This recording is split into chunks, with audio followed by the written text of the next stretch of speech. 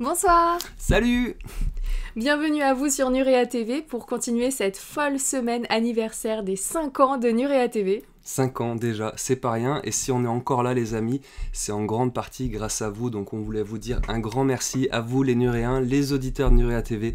On est très très heureux de partager ces 5 ans avec vous, et on espère que ça va encore durer longtemps. Exactement. J'espère que vous avez apprécié les autres journées et tous les témoignages de nos intervenants. Encore une nouvelle fois, on les remercie très chaleureusement pour leur confiance. Et Guillaume, ce soir? Ce soir, on vous a prévu la cerise sur le gâteau. Quand on a sollicité tous nos invités pour avoir des témoignages, déjà, autant vous dire qu'on était extrêmement surpris d'en recevoir autant. Merci. Vraiment, on est vraiment des chanceux, on est gâtés. Et cette cerise sur le gâteau, c'est Thierry Jamin qui nous l'a envoyé, puisque nous ne nous attendions pas à un témoignage aussi long et d'une qualité telle que vous allez pouvoir la découvrir. D'ailleurs, gros bisous à Alain Bonnet, merci beaucoup pour ton super boulot. Merci Alain. Donc ce soir, dernière émission de cette folle semaine anniversaire Nurea TV, et ce qu'on a prévu pour vous, c'est plus d'1 heure de témoignages exceptionnels de notre ami Thierry Jamin. Dans cette vidéo, il nous dévoile tout. Absolument tout, et d'ailleurs Thierry, on te remercie du fond du cœur. Je sais que voilà, je t'ai appelé juste une seconde après avoir terminé ta vidéo, et là je te le dis les yeux dans les yeux, merci pour ta confiance, merci pour ton amitié, merci pour ta sincérité, et je pense que ce soir on sera nombreux à constater à quel point tu t'es livré à nous. Merci énormément. J'espère que ça tombera dans des bonnes oreilles, et surtout, comme vous allez le voir dans les vidéos, Thierry Jamin voilà, vous pose quelques petites questions, donc n'hésitez pas, à ceux qui ont des réponses, de lui répondre. On termine cette semaine anniversaire Nurea TV avec un témoignage extraordinaire. On vous le laisse découvrir. On laisse la parole à Thierry. Merci à toutes et à tous. Chère Nora, cher Guillaume, chers amis internautes, bonjour, je suis Thierry Jamin de l'Institut Inkari Cusco. Alors, ma chère Nora, mon cher Guillaume, au nom de tous les membres de l'Institut Inkari et au nom également de mon très cher ami Alain Bonnet, nous sommes heureux de vous souhaiter un joyeux anniversaire. Nous sommes très heureux de nous associer à la communauté Internet pour souhaiter un très bon anniversaire à Nurea TV, en espérant que nous aurons encore de longues et riches années à vous entendre, à vous regarder, à écouter également vos merveilleux intervenants qui sont toujours passionnants et passionnés, ça se voit. À titre personnel, ma chère Nora, mon cher Guillaume, c'est toujours un immense plaisir pour moi de participer à vos émissions, et j'aimerais également vous remercier vraiment du fond du cœur pour être toujours à mes côtés, aux côtés de l'Institut Inkari, pour relayer les dernières recherches concernant les investigations de mon groupe, que ce soit pour Paititi, pour Machu Picchu ou pour l'affaire bien mystérieuse des momies non humaines de Nazca. Alors, encore une fois, 1 million de fois merci, longue vie à Nurea TV et joyeux anniversaire. Je vous parlais à l'instant, mes chers amis, de Paititi, de Machu Picchu et de Nazca. Et justement, bon nombre d'internautes me demandent assez régulièrement ce que je pense de manière un peu générale du phénomène OVNI. Et si je m'intéressais à ce sujet avant que n'éclate cette incroyable affaire des momies de Nazca. Alors, en général, c'est un sujet que je n'aborde jamais dans les différentes interviews que je suis amené à faire sur des radios, sur des chaînes de télé ou encore sur Internet, ou bien encore lors de mes conférences que je donne ici ou là assez régulièrement.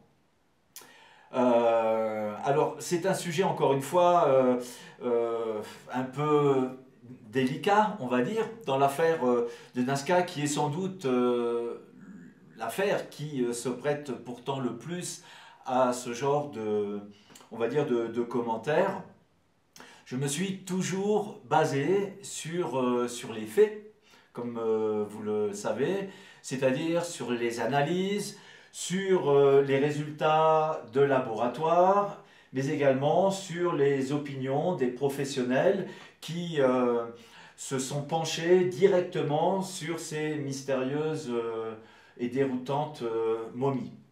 Et donc, j'ai toujours évité de déborder sur mon histoire personnelle en ce qui concerne l'affaire de Nazca. Et donc, pour une fois, je vais déroger un petit peu à la règle. C'est évidemment avec le plus grand plaisir que je le fais. Et alors, prenez ce que je vais vous raconter comme, on va dire, comme un témoignage, rien de plus. Ce n'est pas quelque chose de scientifique, c'est juste mon expérience personnelle. Alors j'ai pris des notes sur mon ordinateur pour que tout rentre en l'espace d'une heure. Alors c'est pour ça que vous allez me voir de temps en temps jeter un petit coup d'œil sur mon écran d'ordinateur. C'est encore une fois un sujet que je n'aborde pratiquement jamais dans les médias, que ce soit à la radio, à la télé, dans les conférences ou sur Internet. Ce sont des expériences de l'ordre de l'intime que je n'aborde généralement que dans le cercle familial ou évidemment amical. Que vous dire de plus? Je serais, oui, éventuellement très intéressé par avoir vos avis, vos opinions, voire vos conseils. J'imagine que certains des internautes qui vont m'écouter vont sans doute se reconnaître parfois. Donc n'hésitez pas à me donner vos opinions, soit en passant par la plateforme de Nurea TV, soit en m'écrivant directement sur contact@grandpaititi.com ou bien sur ma page Facebook, mais par Messenger en privé, bien sûr. Voilà. Alors en général, lorsque j'interviens dans des émissions de radio, de TV, sur Internet ou lors de conférences, en ce qui concerne notamment et en particulier l'affaire de Nazca, je précise toujours et systématiquement que je ne suis pas ufologue et que mon équipe et moi ne faisons qu'appliquer les procédures de la recherche archéologique moderne, que ce soit pour l'affaire de Machu Picchu, pour nos recherches sur les traces de Paititi, mais également pour Nazca. Lorsque l'on a accepté de se lancer sur les traces de ces mystérieuses momies dans le désert de Nazca, eh bien, on a décidé de le faire en utilisant les méthodes d'investigation de l'Institut Inkari, qui sont celles de l'archéologie moderne. Voilà. Et c'est donc vraiment dans l'Institut Inkari uniquement de la recherche historique, anthropologique ou archéologique que dans ces cadres-là, que nous travaillons.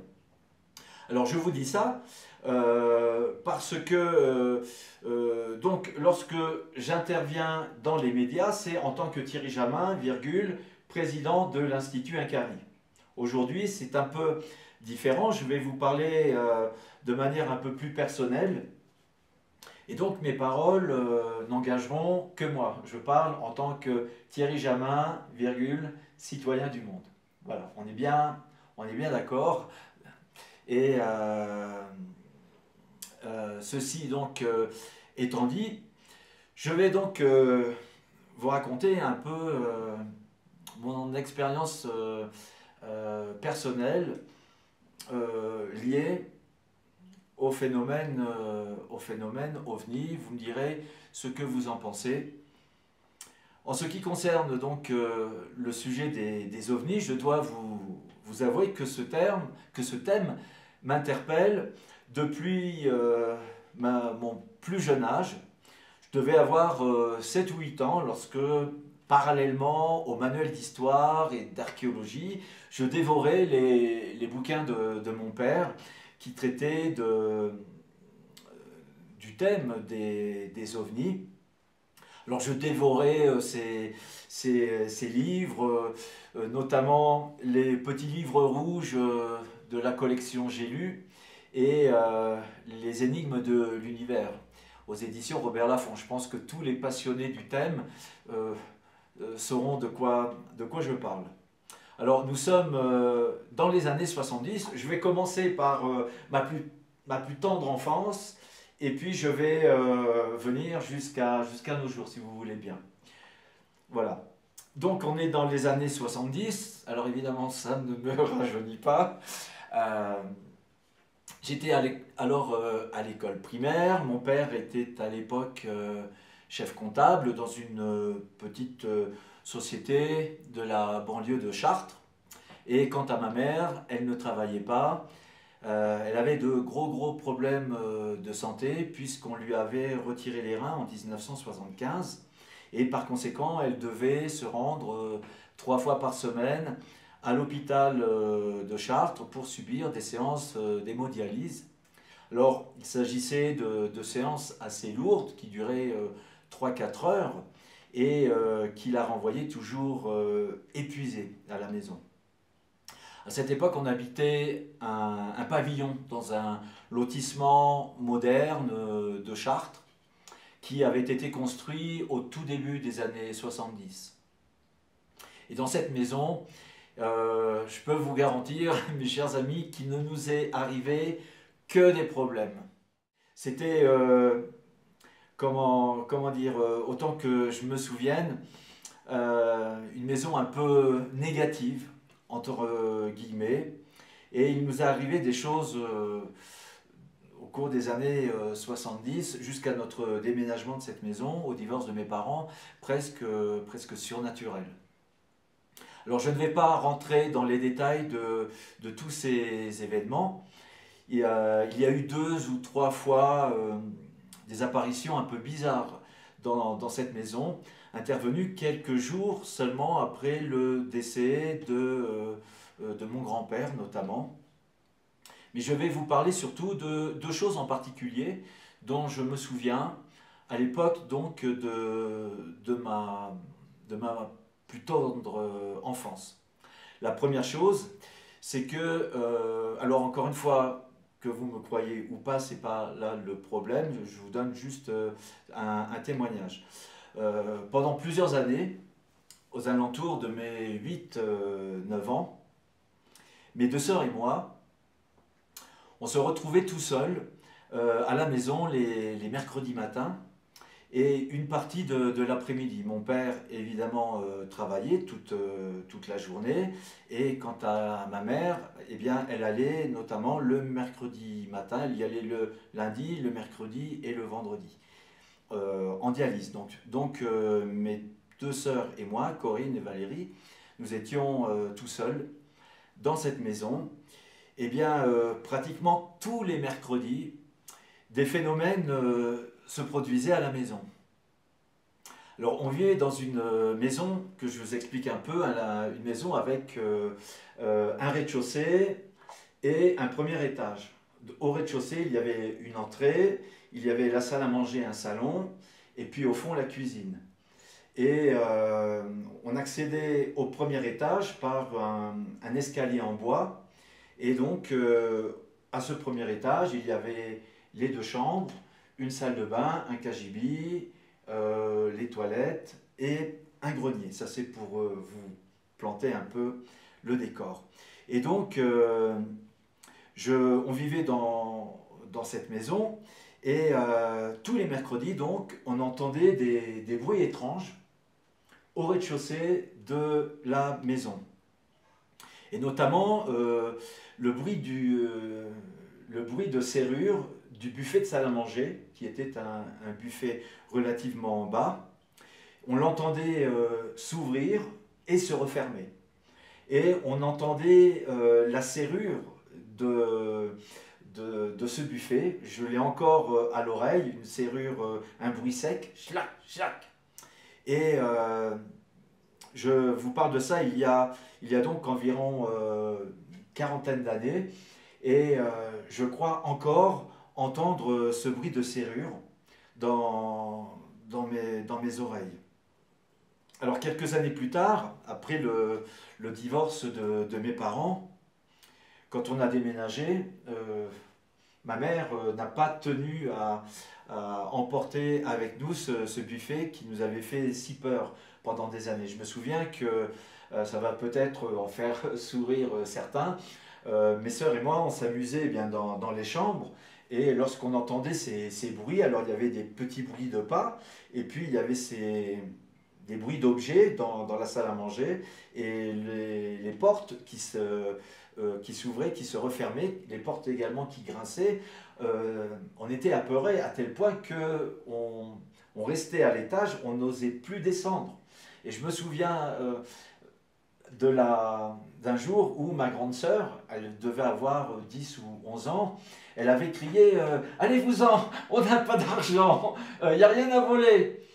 Et ça a duré donc pendant quelques années, tous les mercredis. Et jusqu'à aujourd'hui, eh bien, on se demande encore quel est le phénomène qui nous faisait si peur dans cette maison. Alors, une seconde chose dont je me souviens, et qui remonte à cette époque de la petite enfance, à peu près, j'imagine, à la même époque de ces phénomènes dans la salle à manger, c'est une vision que j'ai toujours à l'esprit, un peu comme un cauchemar. C'est la nuit, le lampadaire de l'entrée du premier étage est allumé, je m'approche de la rambarde en bois pour regarder vers le rez-de-chaussée. Et là, je vois apparaître un homme de dos, habillé de sombre et qui semble sortir de la cuisine.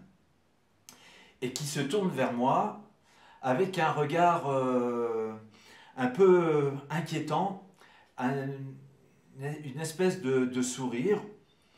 Et je sais qu'il vient pour moi parce qu'il s'apprête à monter les escaliers. Et là, ce cauchemar s'arrête net.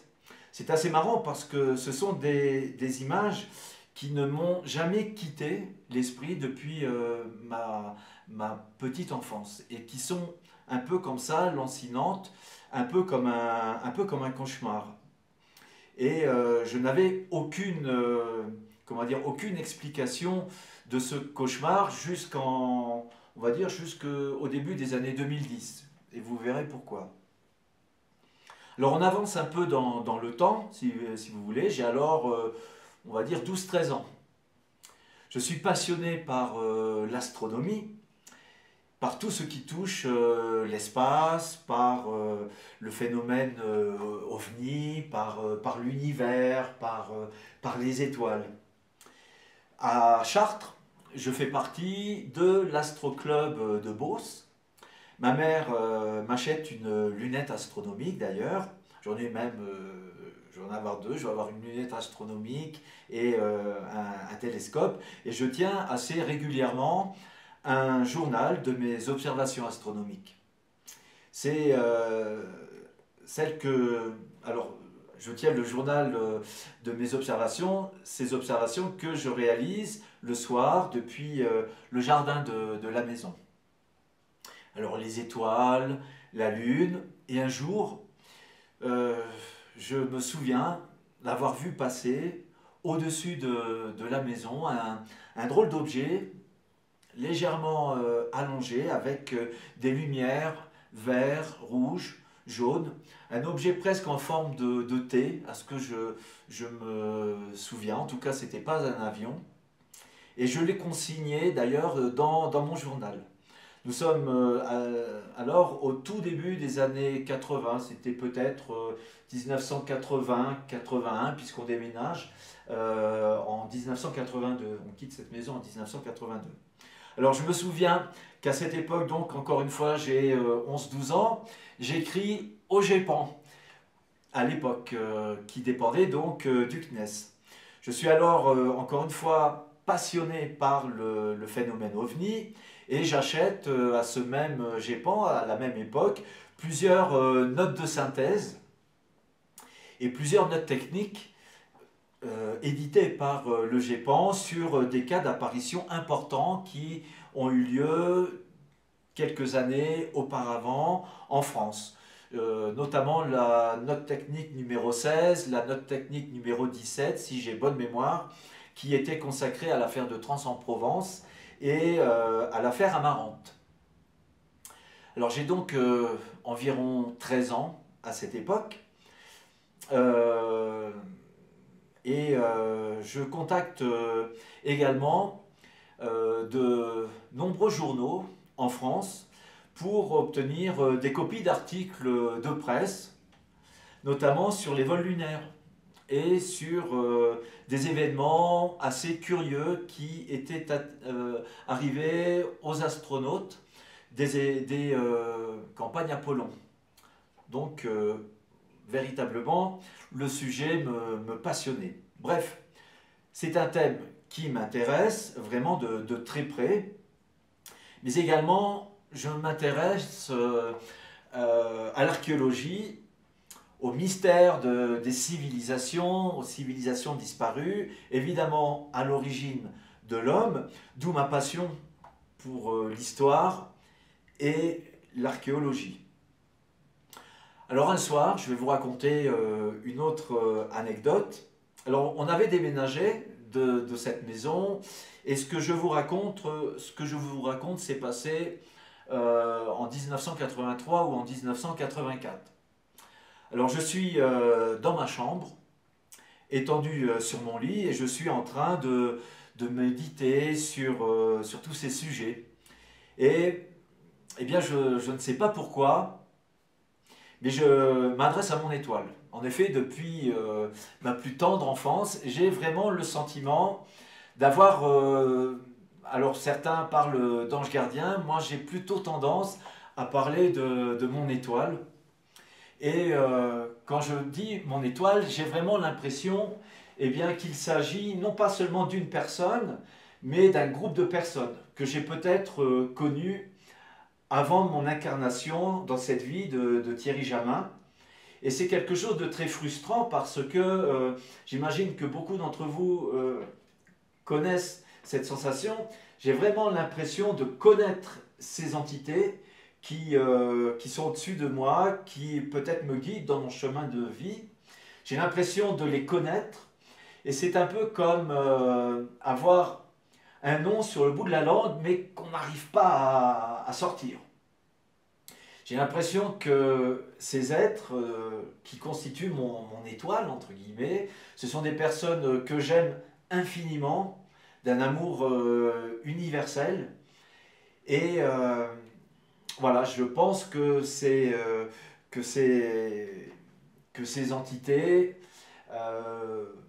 me conseillent et me protègent. Et c'est vraiment un sentiment que j'ai depuis ma plus tendre enfance. Donc on est en 83-84, il est 11 h du soir et je parle à mon étoile et je parle de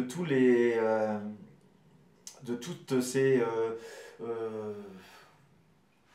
ces théories. En fait, je médite sur ces hypothèses de l'origine de l'homme, etc.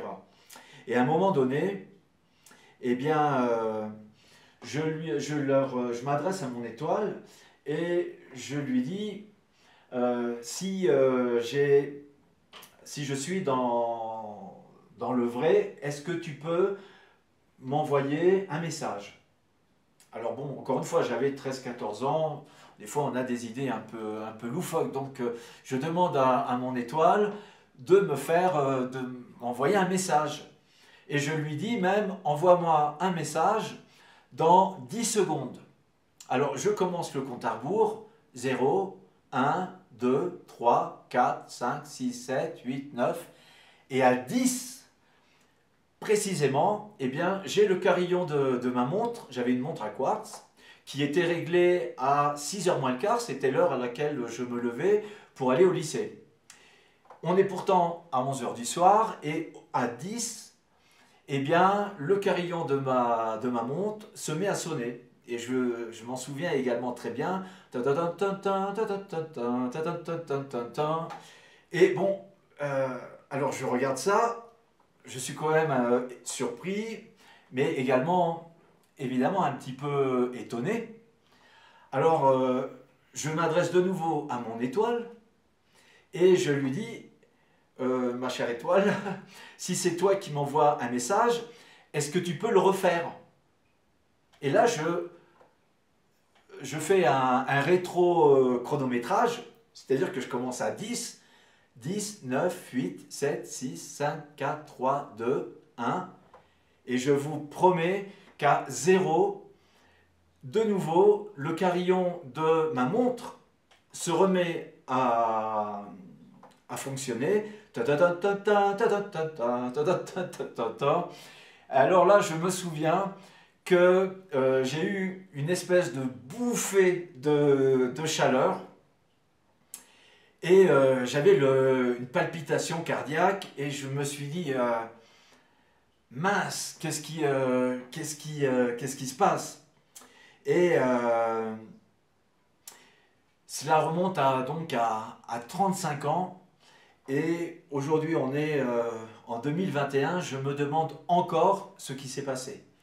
Et je me pose la question, quelle est la probabilité qu'un mécanisme d'une montre se dérègle au moment précis où je le demande, alors qu'elle est réglée à 6h moins le quart du matin? Pourquoi elle se détraque justement au moment où je lui demande, où je demande de me faire un signe, et 2 fois de suite? Et ce phénomène n'est jamais arrivé avant et il ne s'est jamais reproduit après. Et donc, c'est toujours 35 ans plus tard, une grande interrogation pour moi. Alors, on est toujours au début des années 80. Je passe du lycée à l'université. On est, oui, même on s'approche de la fin des années 80 puisque je passe mon bac en 87. J'ai remarqué à cette époque, là c'est vraiment des choses très, très personnelles que je vous raconte, mais bon, je me souviens qu'à cette époque, vers la fin des années 80, je remarque donc que très souvent, lorsque je me promène dans la rue le soir et que je passe près d'un réverbère, eh bien, l'ampoule du réverbère s'éteint au moment précis où je passe à côté. C'est assez curieux. Je l'ai remarqué donc depuis la fin des années 80, mais ce phénomène se produit, s'est produit pendant toutes les années suivantes et jusqu'à aujourd'hui. C'est un phénomène, quand je me balade dans les rues de Cusco le soir, alors évidemment en ce moment c'est le confinement, etc., donc je n'ai pas l'occasion de sortir beaucoup le soir, mais bon, quand ça m'arrive, je remarque plusieurs fois dans l'année ce phénomène de réverbère donc qui s'éteint au moment précis où je passe à côté. Je me souviens, alors là c'est encore une anecdote qui va vous faire sourire. On est dans les années 90, c'est Noël 1995. J'étais étudiant à l'université de Tours, François Rabelais, et j'étais pion dans une école primaire où je surveillais les enfants pour la cantine et pour l'étude. Et en ce Noël 95, eh bien, j'avais décidé, pour faire plaisir aux enfants, j'ai toujours eu une super relation avec les gosses, et donc je voulais décorer le réfectoire pour le dernier repas avant les vacances de Noël. Je vais donc faire quelques courses pour acheter des décorations dans le centre de Tours. Je me souviens que je vais dans une petite rue du Vieux-Tours et pour acheter des nappes en papier pour décorer les tables du réfectoire. Donc. Je me souviens donc que en passant à côté d'un réverbère, au moment précis où je passe à côté du réverbère, eh bien en fait les deux réverbères qui se font face à face s'éteignent au moment exact, au moment précis où je les passe. Je vais faire mes achats dans une petite boutique à côté. Je reviens dans la même rue. Eh bien, je vous assure que je n'invente pas. Encore une fois, vous me croyez ou pas. Mais au moment précis où je repasse devant ces deux réverbères, bing, eh bien, ils se remettent à fonctionner. Et alors, je me souviens qu'à l'époque, j'avais eu un petit sourire. Et je me suis dit, tiens, c'est quand même bizarre. Et jusqu'à nos jours, jusqu'à ce 7 mars 2021, je me pose la question, quelle est la probabilité qu'une personne passe à côté d'un réverbère et que ce réverbère, et que l'ampoule de ce réverbère cesse de fonctionner par le fait de l'usure naturelle d'une ampoule. On sait qu'une ampoule de réverbère dans l'espace public est faite pour durer des centaines ou des milliers d'heures. Et donc, quelle est la probabilité pour qu'une personne passe à côté d'un réverbère et qu'à ce moment précis, l'ampoule du réverbère grille? Et quelle est la probabilité que ça se passe plusieurs fois par an et pendant des années à un individu? Et donc, c'est vraiment un phénomène qui m'a longtemps, je ne vais pas dire perturbé, mais provoqué des questionnements. Donc, pendant des années, je me suis donc longtemps interrogé sur ce phénomène. Et un jour, à Tours, un ami à moitié médium m'avait dit que c'était sans doute des signes que m'envoyait mon ange gardien, entre guillemets. Enfin, c'était son opinion, mais je dois vous dire que cela ne m'avait jamais vraiment convaincu. Nous sommes donc dans les années 90, au début des années 2000.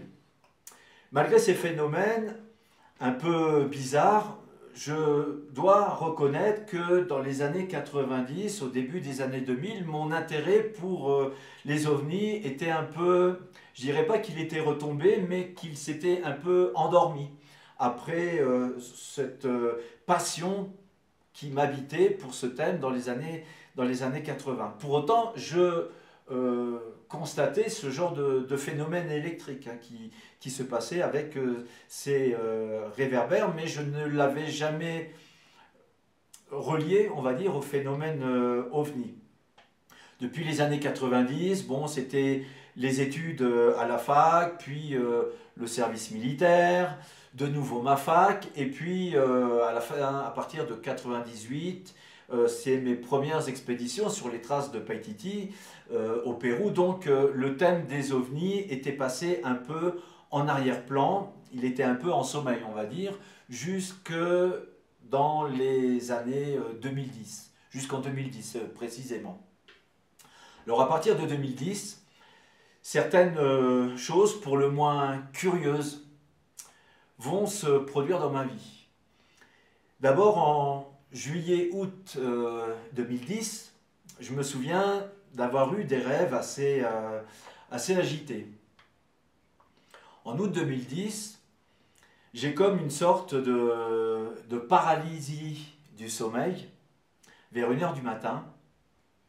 J'entends très distinctement un groupe d'hommes dans le patio, le petit patio de la maison où j'habitais à Cusco. Pendant près de 20 ans, j'habitais une maison style chalet suisse, près du centre-ville de Cusco. Nora, tu as bien connu ma maison puisque tu es venue il y a quelques années chez moi et j'ai déménagé de cette maison juste avant le confinement, il y a pile un an. Alors la maison que j'habite, celle dont je vous parle, elle est à 30 mètres de la maison où je vis actuellement. Donc il est à peu près 1 heure du matin. J'entends très distinctement un groupe d'hommes dans le petit patio de cette maison où j'habitais. Alors, il y avait d'autres maisons, style chalet suisse, mais j'étais le seul à habiter dans une de ces maisons à l'époque, puisque le proprio, généralement, louait ces maisons à des touristes, etc. Et j'entends donc à 1 heure du matin un groupe d'hommes dans ce patio, ça me réveille. Je les entends très distinctement, mais impossible de bouger dans mon lit. Et pire que ça, je les entends ouvrir la porte de chez moi, je les entends entrer chez moi, et je me sens totalement tétanisé dans mon lit, impossible de bouger, complètement paralysé, impossible de me lever. Et alors je ne me souviens plus de ce qui s'est passé ensuite. Quelques semaines plus tard, on est toujours dans les années 2010, on est septembre 2010. Quelques semaines plus tard, comme à mon habitude, je me rends au gymnase où j'ai l'habitude donc d'aller tous les jours. Et à ce moment-là, eh bien, je tends les bras. Vous savez, il y a parfois, généralement dans les gymnases, il y a une espèce d'arc avec des tas de matériel pour faire travailler les pecs, etc., les abdos. Donc, je me pends à la partie supérieure de l'arc pour faire quelques séries d'abdos. Et là, je remarque la présence d'une étrange brûlure ici, à mon poignet.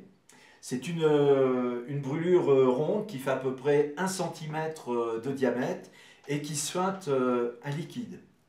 Et je vais avoir cette brûlure pendant 3 ou 4 semaines. Elle va prendre 3 ou 4 semaines avant de se cicatriser.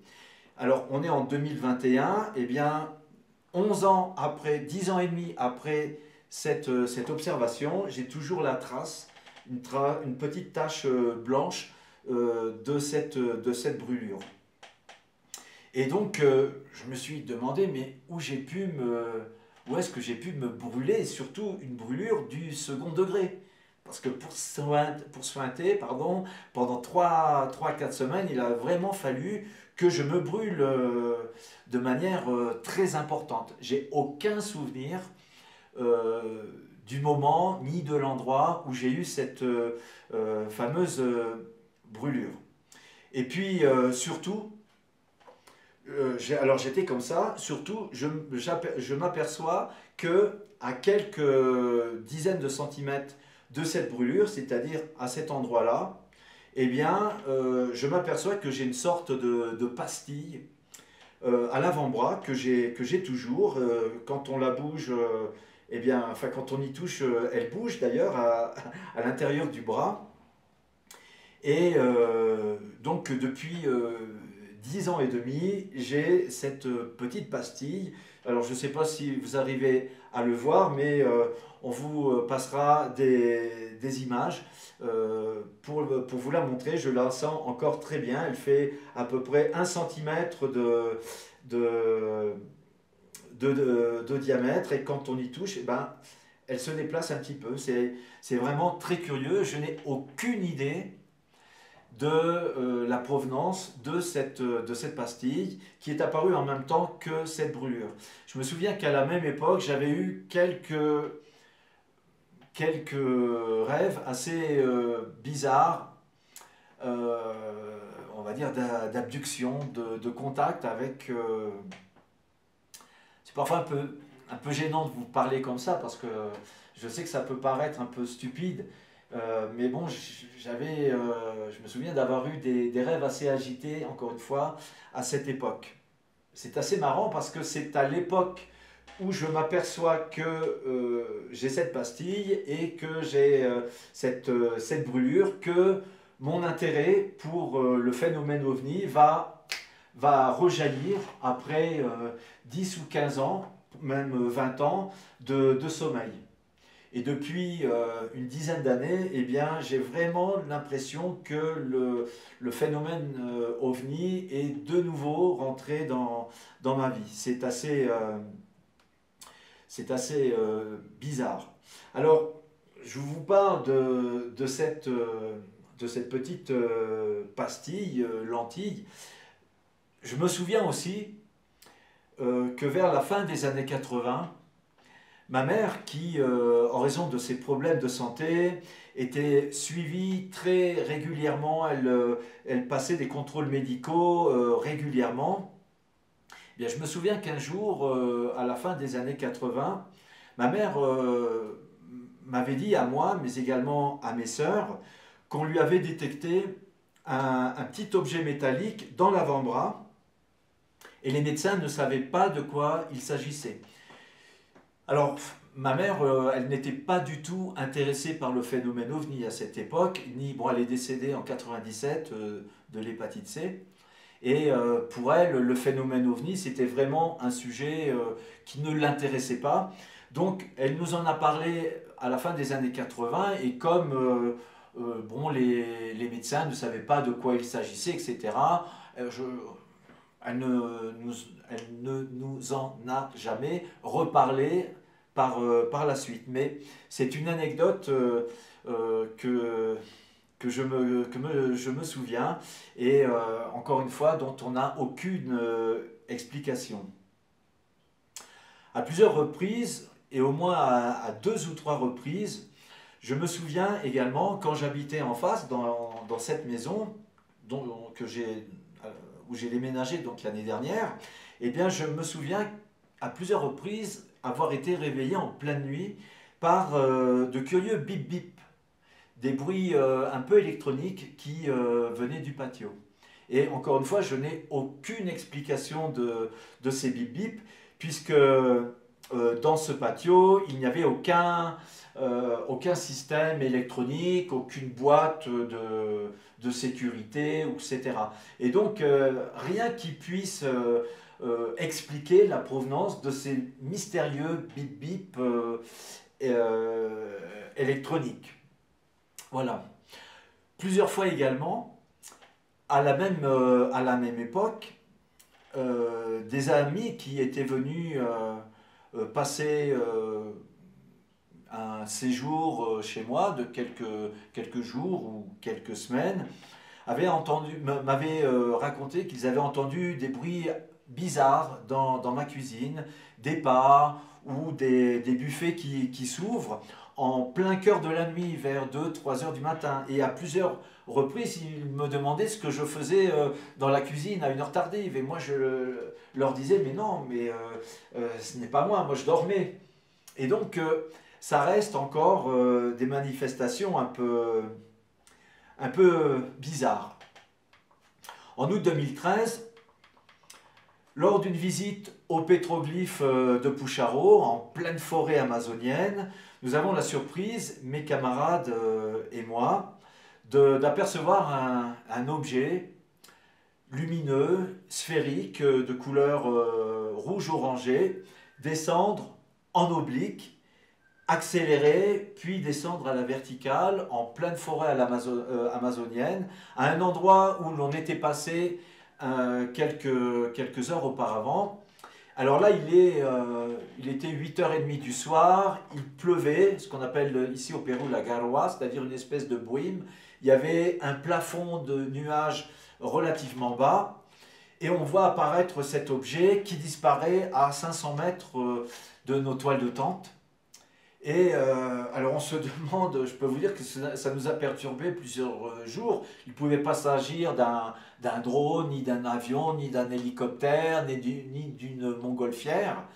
Et on s'est on s'est dit, José Casafranca qui l'a vu le premier et moi-même, merde, qu'est-ce qu'ils viennent foutre là justement à 500 mètres d'étoile de tente. Et je me souviens que quand la sphère a disparu dans la forêt, eh bien, il y a eu pendant 10-15 minutes une espèce de lumière blanche vaporeuse à l'endroit où cet objet a disparu. Et mes chers amis, je vous invite à ce sujet à regarder sur Google Earth, Google, le moteur de recherche, sphère, alors OVNI, sphère rouge-orangé, août 2013. Et vous allez avoir la surprise de découvrir qu'en août 2013, il y a eu une vague d'observation de ces sphères en Europe, mais également dans toute l'Amérique latine. Et il y a d'ailleurs des photos qui ont été prises de ces sphères. Il y a certaines photos où l'on en voit une dizaine sur les mêmes clichés. Et donc à cette époque où il y avait cette vague d'observation de sphères lumineuses, eh bien, on a eu l'occasion, nous, d'en voir une à quelques centaines de mètres de Pucharo et de notre bivouac. Je passe en décembre 2014, après l'affaire de Machu Picchu. Alors je ne reviens pas sur cette affaire, je vous invite à consulter notre site internet www.machupicchu-ciudadela.com où vous saurez tout sur les recherches et les découvertes extraordinaires que l'on a effectuées entre 2011 et 2014 à Machu Picchu qui ont fait énormément de polémiques. Alors pourquoi je vous parle de cette affaire qui n'est peut-être pas liée exactement au phénomène OVNI? Je n'en sais rien, c'est peut-être, mes chers amis, à vous de me le dire. Alors, on est en décembre 2014, je suis sur mon lit en train de lire les nouvelles sur ma tablette et je lisais le Figaro Magazine. Il est minuit et quart. Et donc, je suis toujours dans cette fameuse maison, dans ma chambre, etc. Et tout à coup, minuit et quart, je commence à entendre des bruits bizarres dans la cuisine, c'est-à-dire au rez-de-chaussée. Comme si quelqu'un était en train de fouiner. Et puis, en une fraction de seconde, je sens qu'il va se passer quelque chose. En une fraction de seconde. Et alors, d'un seul coup, un boucan du diable, balaboum, comme si une pile d'assiettes s'écroulait dans la cuisine, et comme si des dizaines d'assiettes se rompaient dans la cuisine. Alors là, je peux vous dire que je n'ai pas été bloqué dans mon lit. Je descends au rez-de-chaussée dans la cuisine pour inspecter tout, nickel, aucune trace d'aucun plat, aucune assiette ne s'était cassée. Je vais dans la salle de bain parce que j'avais un toit en verre dans ma salle de bain et je me suis dit, bon, il y a peut-être un chat qui s'est promené et qui est passé à travers le toit. Rien du tout. Le mystère total. Ça ressemble beaucoup au fameux poltergeist. Vous savez, dans les films, on entend parfois des assiettes se briser. Et c'est généralement lié à un phénomène paranormal qui n'a pas forcément de lien avec le phénomène OVNI. Alors, pour autant, dans ma maison, Nora, tu peux en témoigner, on n'a jamais eu de mauvaises vibrations, au contraire. C'était vraiment une maison super agréable, avec de bonnes vibrations. Et je n'ai jamais compris la nature ni l'origine de ce bruit extraordinaire de cette pile d'assiettes qui s'est fracassée dans ma maison et dont je n'ai jamais eu aucun signe, aucun débris, etc. J'ai aucune explication. Si ce n'est que, alors le matin, j'avais eu la visite d'un personnage qui voulait me louer les géoradars que l'on avait utilisés à Machu Picchu en pensant que ces appareils nous appartenaient, alors qu'en fait on avait passé des contrats avec des sociétés de géoradars pour réaliser les fameuses résonances électromagnétiques dans la cité Inca, bien connue. Et donc ce personnage voulait me louer ce matériel. Alors je lui dis évidemment que moi ça ne m'intéresse pas et puis de toute façon ce matériel n'était pas à moi.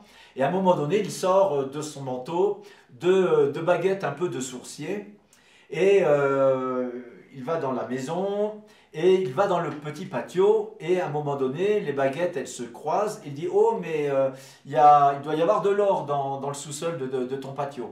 Alors il faut vous dire que j'habite dans le quartier de Coripata à Cusco, qui est à Santiago, c'est limite du centre-ville de Cusco.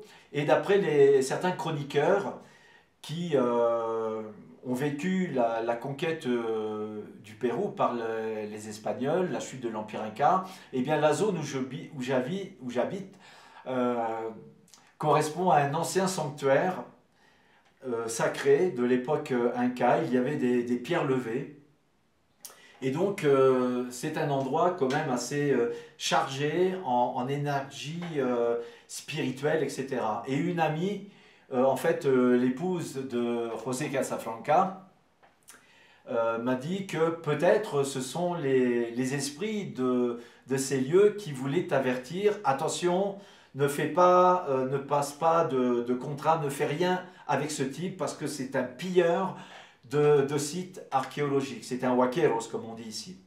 Et donc, quand Betty m'avait dit cela, alors oui, elle a peut-être raison, mais dans un autre sens, ça m'avait infiniment peiné parce que je m'étais dit, mais comment les esprits des lieux peuvent-ils s'imaginer un seul instant que moi, Thierry, j'aurais pu me lier avec ces huaqueros, pilleurs de tombes, destructeurs de l'histoire de ce peuple que j'admire et que j'aime tant.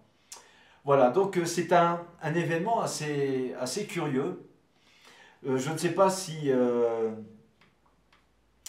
vous y verrez un lien avec le phénomène OVNI, mais en tout cas, je me souviens très bien de ce phénomène qui ne s'est jamais produit avant, qui ne s'est jamais reproduit après. Voilà, aucune explication.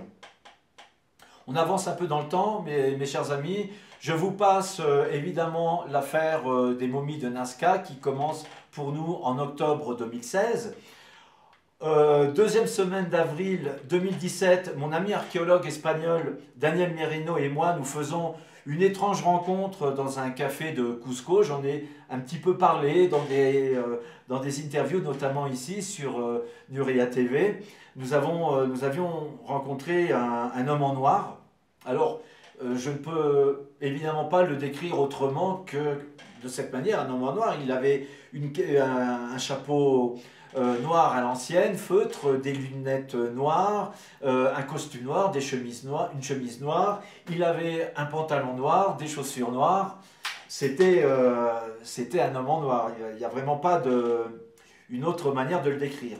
Alors, là encore, je ne reviendrai pas sur cette rencontre. Je décris la scène assez précisément dans le livre qui vient de paraître aux éditions Atlante. Un gros bisou à Christelle Séval. Sur l'affaire des momies non humaines de Nazca, je voudrais simplement dire que par rapport à cette rencontre, pour le moins bizarre, que je pense que cette rencontre était résolument liée à l'affaire de Nazca, qui était alors dans ses tout débuts. Je voudrais dire également que cette rencontre avec ce mystérieux homme en noir n'était pas du tout ni agressive, ni négative, ni menaçante. C'était juste une situation qui nous mettait un peu mal à l'aise, une situation étrange. Et j'ai regretté deux choses à propos de cet épisode. D'abord, à un moment donné, cet individu nous filmait discrètement avec son téléphone portable, et puis quand on le regardait, ben, il faisait mine de consulter ses mails ou ses messages. Et je regrette donc de ne pas l'avoir filmé moi-même.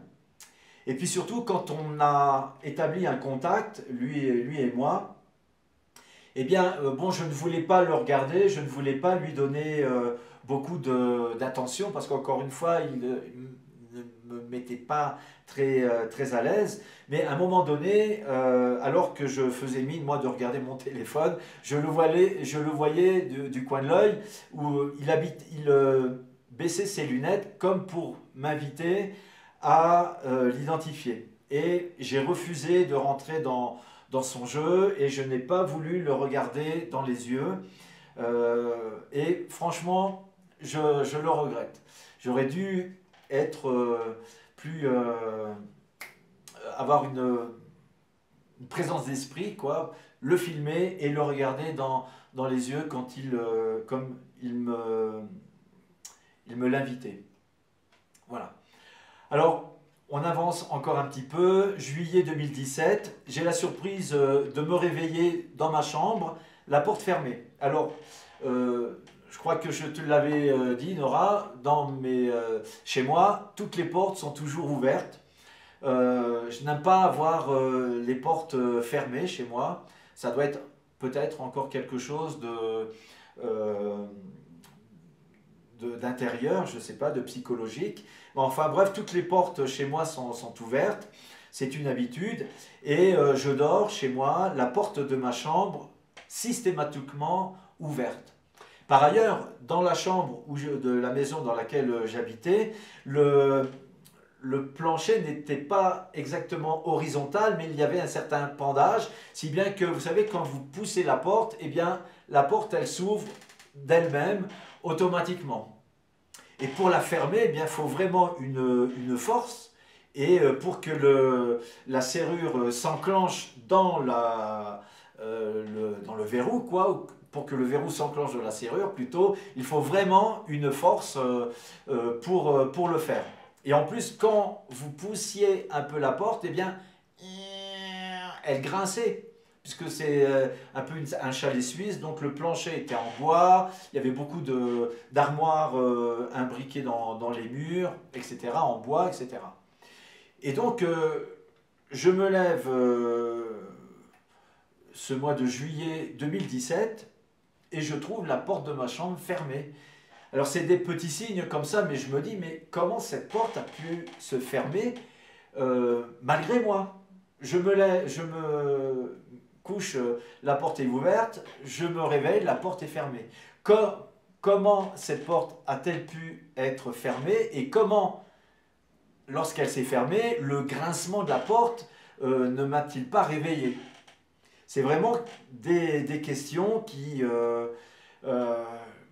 m'interrogent, qui me posent des questionnements, malheureusement sans réponse, parce que je n'ai vraiment aucun souvenir.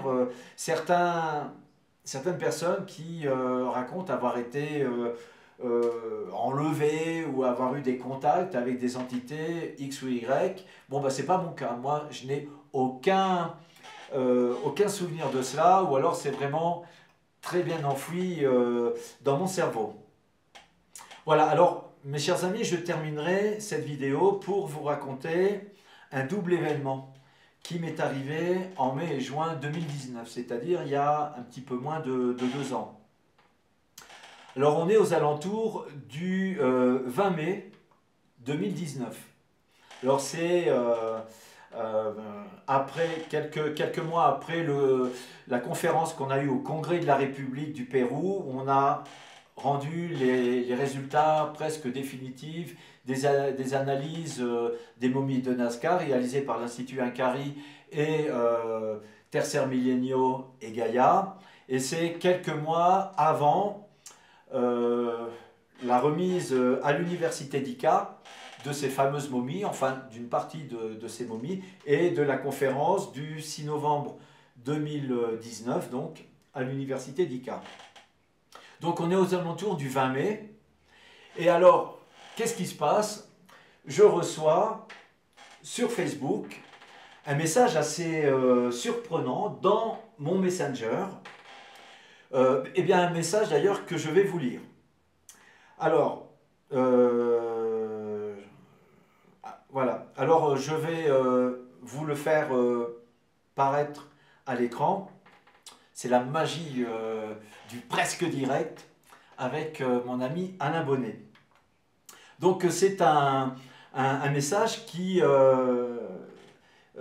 vient d'un certain Théophraste Paracels. Alors aujourd'hui, si vous le cherchez, il n'existe plus sur Internet, sur Facebook. Et voilà donc le message que je reçois. Monsieur Jamin, nous vous informons de notre présence afin de vous soutenir dans les épreuves que vous traversez depuis maintenant quelques années. Qui sommes-nous? Nous sommes les êtres stellaires dont vous avez pu constater l'existence au cours de vos pérégrinations. Enfin, nous vous informons du caractère volontaire de la révélation des momies de Nazca. Il s'agit pour nous de permettre une progressive connaissance de notre présence. Ces artefacts sont une étape importante puisqu'il s'agit d'un témoignage concret de notre présence historiquement sur Terre. C'est toute l'histoire de l'humanité qui s'apprête à être chamboulée. Concernant Paititi, nous vous appelons à la confiance. Le régime politique ne pourra plus très longtemps bloquer cette découverte. Enfin, nous vous souhaitons une agréable journée et c'était un message signé Les Amis d'Orion. Alors moi, personnellement, les Amis d'Orion, je n'en avais jamais entendu parler. Et ça m'a un petit peu interpellé. Alors, ensuite, il y avait un commentaire. Voilà, Monsieur Jamin, le message que j'ai reçu à votre intention. Je vous souhaite une belle journée et d'excellentes découvertes. Alors, évidemment, je reçois ça. On est encore une fois le 20 mai. Souvenez-vous de cette date, le 20 mai 2019. Alors, je suis quand même incrédule. Je me dis, qu'est-ce que c'est encore que ce farfelu qui m'envoie ce message? Je demande à mon interlocuteur qui il est. Alors encore une fois, son nom sur Facebook est Théophraste Paracels. Il dit qu'il ne me connaissait ni d'Ève ni d'Adam, il ne me connaissait pas, jusqu'à la nuit précédente où il avait reçu un message, le message que je viens de vous lire à mon attention. Alors je lui réponds, bon, ok, c'est bien joli, mais donnez-moi une preuve. Alors ça, je lui réponds dans le Messenger. Et le lendemain matin, il me répond en me disant que les Amis d'Orion lui avaient envoyé un autre message à mon attention. On est le 22 mai. Et ses amis d'Orion lui ont dit qu'ils allaient bientôt, dans quelques jours, me donner une preuve. C'est la preuve que je demande. Mais je me souviens qu'il dit dans son message, mais je ne sais pas ce qu'ils veulent, je ne sais pas ce que ça veut dire. Mais ils vont vous donner une preuve. Nous sommes donc, encore une fois, autour du 22 mai 2019. Sur ce, quelques jours plus tard, je m'en vais au Brésil, à Rio, pour passer quelques semaines de tranquillité et fuir un peu le stress de l'affaire de Nazca. Entre 2017 et 2019, je crois que je suis allé une bonne dizaine de fois au Brésil pour fuir certaines pressions, non seulement de la justice péruvienne, mais principalement de Mario et de quelques amis, entre guillemets. Alors, donc, je reçois ces messages le 22 mai, je pars au Brésil 5 jours plus tard. J'ai loué un appartement au 5e étage d'un immeuble à Ipanema, à Rio de Janeiro, avec une super vue dégagée. Alors, il y a des immeubles tout autour, mais il n'y a aucun vis-à-vis face à ma fenêtre, puisque au premier étage, il y a un gymnase et une piscine. Donc, il y a une énorme terrasse, un énorme toit plat à 20 mètres, 30 mètres au-dessous de moi. Et je me souviens que je m'étais dit en rigolant, tiens, il y aurait la place pour un atterrissage d'OVNI. Hein. On est très exactement le 2 juin. Alors c'est le premier soir où je dors dans cet appartement et je me souviens que vers 10h30, eh bien, je suis en train de regarder la télé, je regarde un film et je me rappelle que je n'étais pas très à l'aise. J'avais l'impression de ne pas être seul dans ma chambre. L'impression qu'il y avait quelqu'un, ou en tout cas que quelqu'un me regardait. C'est un sentiment que vous avez sûrement peut-être eu, certains d'entre vous, et c'est très, très incommode. Mais bon, comme je ne vois personne, évidemment, j'en déduis logiquement que c'est le fruit de mon imagination. Et sur ce, je vais me coucher. Le lendemain, je me lève de bonne heure et je me prépare pour aller à la plage, qui n'était qu'à 150 mètres environ de là où j'étais. Je vais donc à la plage, je m'installe sur une chaise pliante, alors bon, je suis en maillot de bain, et là, à ma grande surprise, eh bien je note la présence d'une étrange cicatrice en biseau sur mon avant-bras. Elle est ici parce que je l'ai toujours, à, on va dire, 1 cm de la pastille. À moins de 2 cm, oui, même 1,5 cm de la fameuse pastille. Alors c'est une cicatrice, alors encore une fois, on va vous la montrer par des images illustratives. Merci Alain de ta collaboration.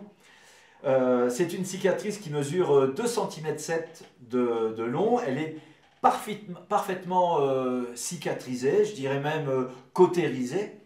Et je n'ai aucune explication concernant la présence de celle-ci à mon avant-bras. La veille, je n'avais rien. Et quelques heures plus tard, je me retrouve avec une cicatrice. Et encore une fois, à 1 cm de cette fameuse pastille. Alors, je peux vous dire que ça m'a énormément surpris.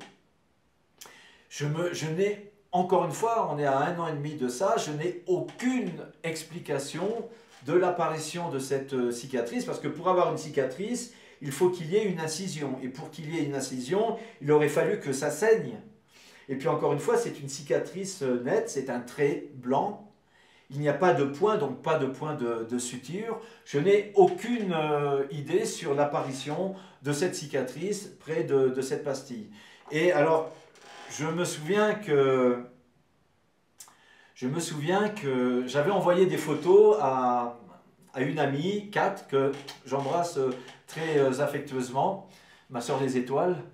Et je me souviens, Nora, que je t'avais également envoyé plusieurs photos de cette cicatrice, dont vraiment je n'ai aucune explication. Je ne sais pas d'où est venue cette marque. Est-ce qu'il s'agit de la fameuse preuve des amis d'Orion, quelques jours plus tard, quelques jours avant? Je ne sais pas. Mais en tout cas, c'est quand même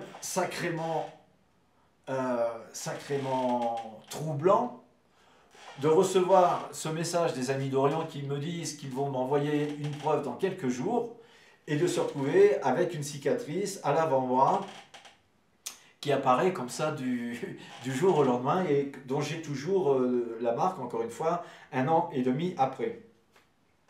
Voilà. Nous sommes début mars 2021, j'ai toujours cette marque et encore une fois, je me souviens de mon étonnement lorsque je l'ai découvert.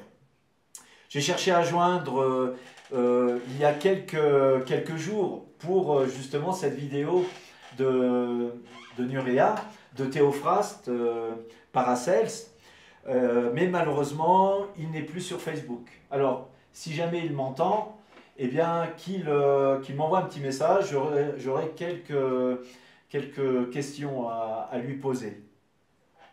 Voilà mes chers amis, c'est à peu près tout. Cela faisait un moment que je désirais partager avec vous ces expériences. Je sais qu'ils n'ont rien de scientifique, que les détracteurs vont me dire bah, ça y est, Jamin, il a complètement pété une durite, mais c'est pas grave. Ça ne m'atteint pas. Ce sont des phénomènes que j'ai croisés donc tout au long de ma route. Il y en a certains que je garde pour moi. Ces expériences me laissent beaucoup de questions, beaucoup de doutes, beaucoup d'incertitudes et pas vraiment de réponses. Voilà.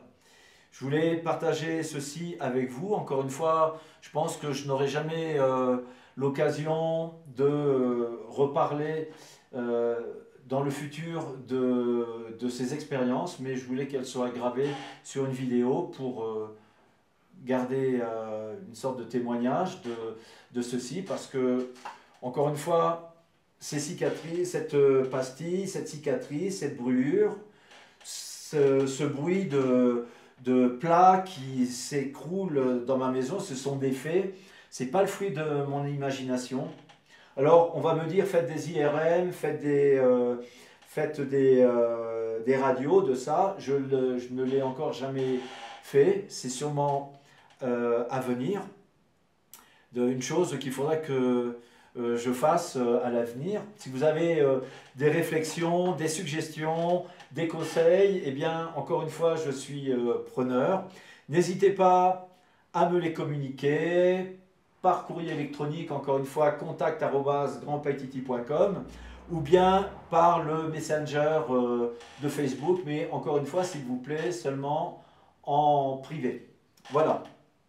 Je voudrais, pour terminer, une fois encore, et du fond du cœur, remercier Nora et Guillaume pour l'idée de cette vidéo. Je leur souhaite encore un joyeux anniversaire à Nurea TV, longue vie à vous trois. Je voudrais vous dire eh bien, à très bientôt, ici ou ailleurs. Je vous embrasse tous très fort, mes chers amis, du fond du cœur. Je vous dis à très bientôt. Ciao. Voilà les amis, c'était le témoignage de Thierry. On le remercie encore énormément et je suppose que vous êtes un petit peu comme nous là tout de suite, c'est-à-dire sans voix. On dit une nouvelle fois un immense merci à Thierry pour ce partage, un immense merci également à tous les invités, nos modérateurs qui, durant cette semaine, ont partagé avec vous leurs témoignages. Ils étaient plus de 50 à témoigner sur ces phénomènes extraordinaires. Je pense qu'après tout ça, pour toutes celles et ceux d'entre vous qui auront vécu de telles choses, vous vous sentirez un peu moins seul. Nous, c'est notre cas. Et on est très heureux de partager tout ça avec vous sur Nurea TV. On vous dit un grand merci, à très bientôt. Et d'ici là, gardez les pieds sur terre et la tête dans les étoiles. Ciao!